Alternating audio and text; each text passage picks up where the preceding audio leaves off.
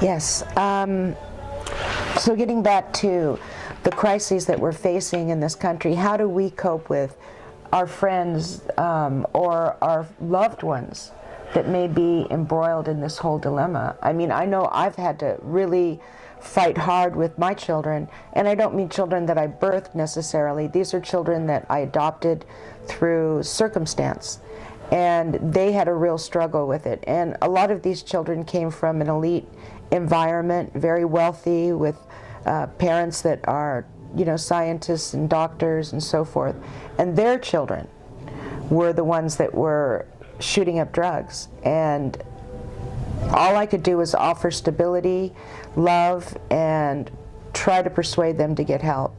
And some of them did. They were able to use this medication where it helps them when they're addicted to an opioid, that they could decrease it. And it's a process, but it takes a lot of money to afford that. So your average heroin addict or fentanyl addict is not going to be able to afford this type of treatment. Instead, they go to methadone clinics. Here's the issue with methadone that I'm concerned about.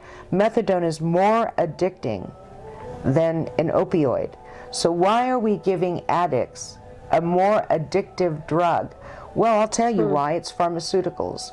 Pharmaceutical companies are promoting, saying, oh, you know, use this drug for the issue of drug addiction, not mentioning that it's going to be worse for their withdrawals when they do have to get off of it, that it works its way into the bones, which the opioids do not.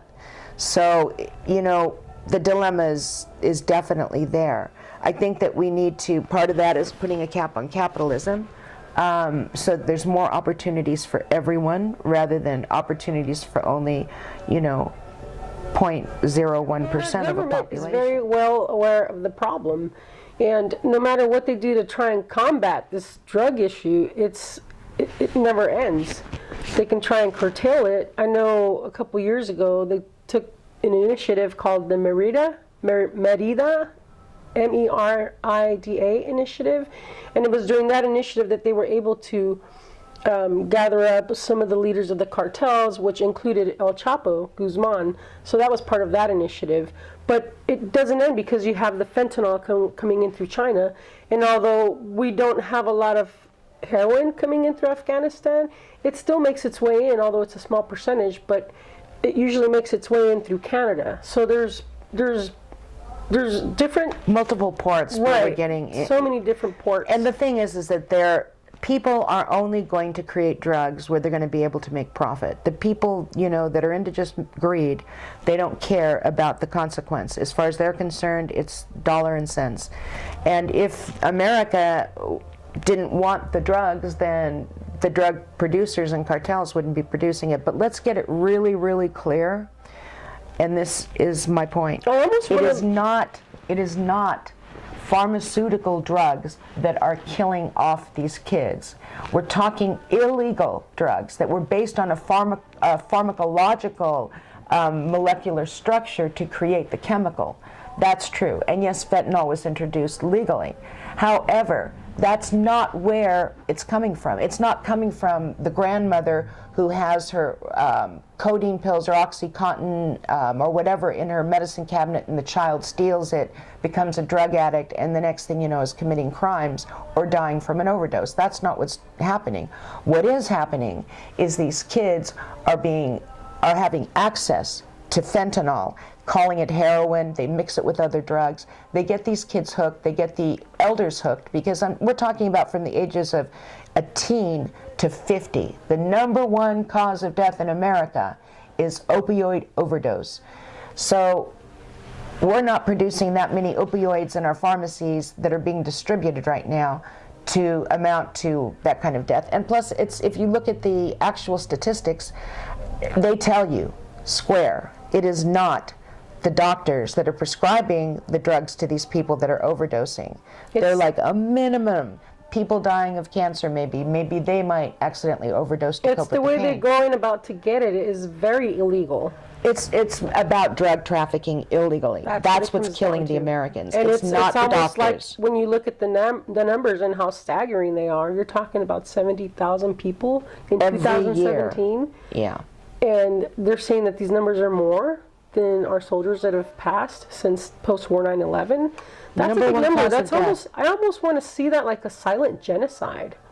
And it's almost like we're allowing it to happen.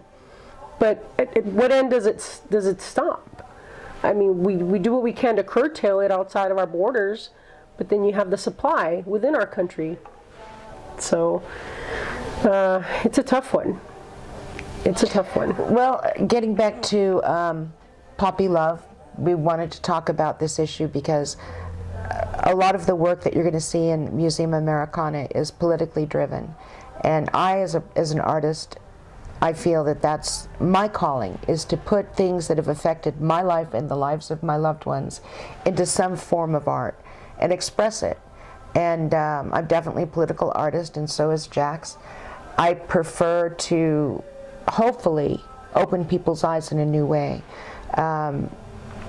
When people see Poppy Love, they are at first attracted to her. Oh, the colors are so bright and the flowers. But then when you go close and you see, oh my God, there's a hypodermic syringe there, and there's an arm with a bandage there over a vein, you know, the pieces start clicking, because that's really our lives, not mine in particular, thank God, but it is our lives, or mine, we as Americans. Although And I found it that personally, weed wasn't the gateway drug to these hardcore drugs. For me personally, it was meth. That was the gateway to, you know, the heroin. And I'm so glad I didn't dive into the heroin, although I did experiment with it twice, and that was enough for me. So I can imagine that all the kids nowadays that are exposed to meth, how much faster it is for them to get exposed to heroin out in the streets. But you still, let's go back to the very beginning, before that person has the desire to get high. What's causing the frustrations in their lives? Because if people are just going to try to experiment, then you do it once or twice and you don't do it anymore. But if you're driven by some inner demon because your life is not being fulfilled, why isn't it being fulfilled? Mm-hmm. Why do we have Americans whose lives are so hurting and so empty that their only fix can be an opioid? Right. That's my question. Or a meth, you know, that's my question. And I think it has to do with our culture, it has to do with society, and I think that a lot is driven by economics and money, the lack of it for certain people just to meet their own needs. So I think it's a really poignant and important conversation that you should have with your families and your friends. See if any of them are involved in this kind of thing, and if they are, find out why and get back to us. We'd like to know, and we'd like to share it. And I would also look into a treatment for if you find out that anyone in your family is involved. If there is a successful treatment that you found. Look into that. Yeah, certainly, that's important. You know, another thing that we dismiss in our culture in America is religion, and that we've lost the foundation of our identity. Our foundation used to be that, you know, you're born as a Jew, you're born as a Catholic or a Christian or a Muslim, and that's your identity. But we have had more estrangement toward a spiritual life, where it becomes almost, if somebody is saying, oh, you know, I'm into God, I'm into my prayers, I'm into... People almost estrange you because you're kind of odd, you know. You're supposed to be like a atheist or something, like it's so uncool. Yeah. Or archaic. How can you be lost in you think the earth is flat too, you know? It's like, and it's not like that at all. I think that each individual has a calling spiritually. And for me, it's, you know, life, it's Mother Earth, it's Father Sky, it's the spirit that resides in all of life forms, and love. And I think that we need to be, yeah, I think that if people had enough love and we were sharing enough love and we gave enough forgiveness and gave other people chances when they fail from what they wanted to achieve, if we could be more gentle with them, we might make a better world. And if we could change some of these laws that are crucifying people that are in the throes of addiction, that are crucifying people that are in the throes of abuse, if we could just be gentler and more compassionate and empathetic, I think it would make a substantial difference. Not to say that just having a loving home and household is going to eradicate all of your problems. It's not, because you still have to go back into open society where you still have to compete for jobs to have food and medical care. So that's another reason why we believe that everyone should have medical care.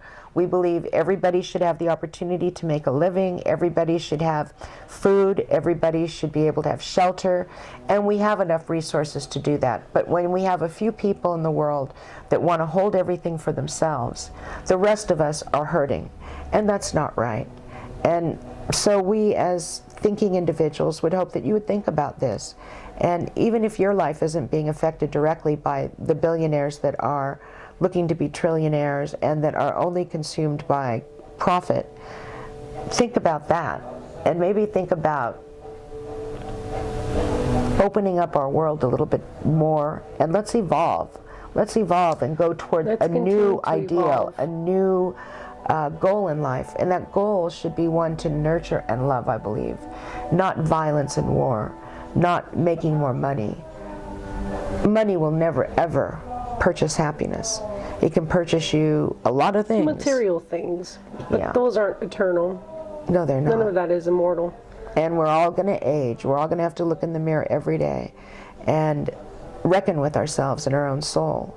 And hopefully, those of you that are listening to this, you have a tweak once in a while that says, wait, I do have a spirit inside of me. I do have a desire to be good and loving and kind. Become a patron of law. Become a patron, yeah, and support what we're doing, because we want to get this message out to the world, and we will. It's, you know, we need all of you to help this happen. We did get approved for a Patreon account. I am in the process of building that up. So look for the link in the next video of Museum Diaries, and I will have that link for Patreon. Yes, and you will have lots of Ma shirts available with different logos. Which you can actually see now if you go to our website, museumamericana.com. You'll see our storefront there with some of our merchandise available for purchase. It doesn't have our Ma says on yet, but they're coming. And we've already got them done. We just have to release them. But it's one step at a time, and there's just 2 of us pretty much right now. So we're doing the best we can. Well, thank you guys for tuning in. Thank you so much. We will definitely see you in the next episode of Museum Diaries. Stay tuned. If you haven't subscribed, please do so down below and click on the bell for notifications on all of our new content that comes up. If you have any art that you want to share, poetry or literary works, whatever, go ahead and submit some to us, because there's a very good chance you're going to see your work up here with us. And real quick, Lucky here, she got spayed about a little over a week ago. And you know how they give your dogs those hard cones that wrap around their head and they can't move around and they can't really get to their food or water? Well, I found on Amazon this really cool soft cone. It bends, it's comfortable, it even kind of gives her warmth, and she's laying on it. So we used it for our cat, and now we used it for Artemis, and now we're using it for Lucky. So if you're wondering what's happening with our baby here, Uh-huh. what is she wearing? That's what she's wearing. It's a cone to protect Animal her, friendly. to protect her from licking her incision site. So please support whoever's making these, or make one yourself, because you'll notice that your animal will be so much happier. It's very uncomfortable having those plastic cones on their faces. It's just very difficult for them to breathe correctly. They get hot. They can't move their neck correctly. They can't sleep correctly. It's a very, it's better than nothing, I guess, but this is better than that. So you can find them on Amazon. Look under soft cone for dogs or cats, and you should be able to find a list. Well, thank you for joining us. We at Ma wish you the very best. Peace out. Thank you, and we'll see you next time.